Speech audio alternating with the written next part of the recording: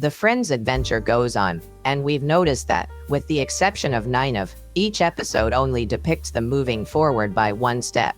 She has the strongest arc in the Wheel of Time Season 2 so far, which is surprising considering those who have read the novels would recall that she wasn't particularly likable.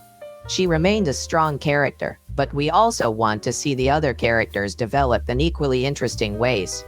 Being caught up in so many perplexing situations, it is disheartening that Rand and Perrin are experiencing so little action. Perrin's subplot in the Wheel of Time Episode 3 reminds us of Moiraine's words in Episode 2, when she said that the Destroyer of Hope was looking to recruit allies to awaken the Dark One again. That explains his meeting with those women with claws for nails, and why he encouraged a girl to make friends with a Trolloc. The Master of Lies is manipulating everyone around him, and where he cannot do that, he uses the brute force of his followers. Everyone is expected to bow down to Queen Sareth, the queen with the golden mask and flawless Korean lip makeup. She claims the villagers owe her money since she is here to collect what is owed to Lutair Pendrag. Girls choose other girls from within the crowd to preferably join them. They have dreadful smoky eyes and a golden covering over their mouths. The soldiers are left no option but to kneel, especially after they witness one of them being mercilessly slaughtered for objecting. But when Perrin wakes up in the carriage later that day, he sees Ishamael and is horrified to learn that he is still alive. But the man knows what Perrin can do, and promises to keep an eye on him right before he disappears, and Elias and his wolves come there to rescue Perrin and the others. Mat, this grumbled Liandrin, who is responsible for his release from prison, says some of the most insulting things to him. To be honest, the majority of it is accurate, but a therapist, if only he had one, would have expressed the same idea in far kinder words. In any case, Liandrin's remarks have such an impact that despite seeing Egwene crying, he is unable to approach her and comfort her. Min is simply set free by Mat, who then returns, and the two of them decide to flee. The twist in the story is that Min has been working for Liandrin the entire time, and her concern over the latter's cheekbones most likely resulted from their working relationship. They want to be free of whatever hold Moiraine has on them, and Mat is the means to that end.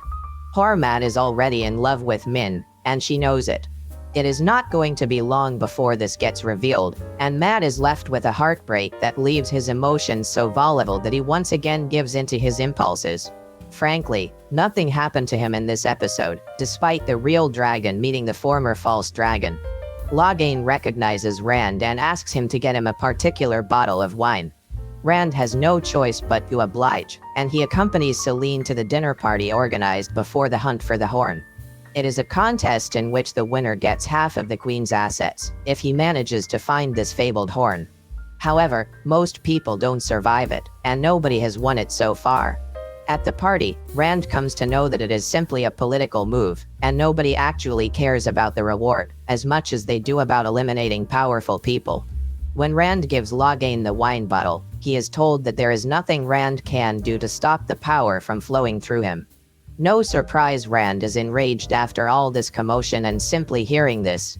But it turns out that Logain laughed at something he detected in Mat when he watched Rand and Mat in the first season. It turns out that he was making fun of Rand and his pledge to act. Rand currently possesses a great deal of power, but he doesn't know how to use it, which leads to him accidentally lighting Selene's inn on fire.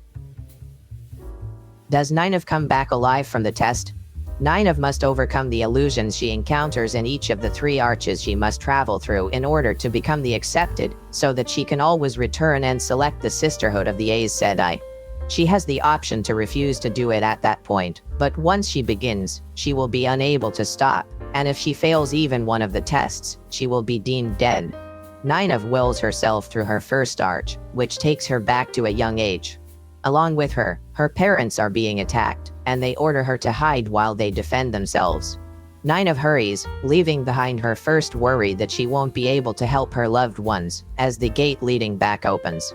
This continues to be Nynaeve's greatest fear, and she faces it once again in the second arch, where she sees the devastation left behind in 2 rivers, due to the lack of wisdom. by continuously forcing Nynaeve to reassess her life, her values, and whether she should even choose to be an Aes Sedai over protecting her loved ones. The Arch is influencing and weakening her.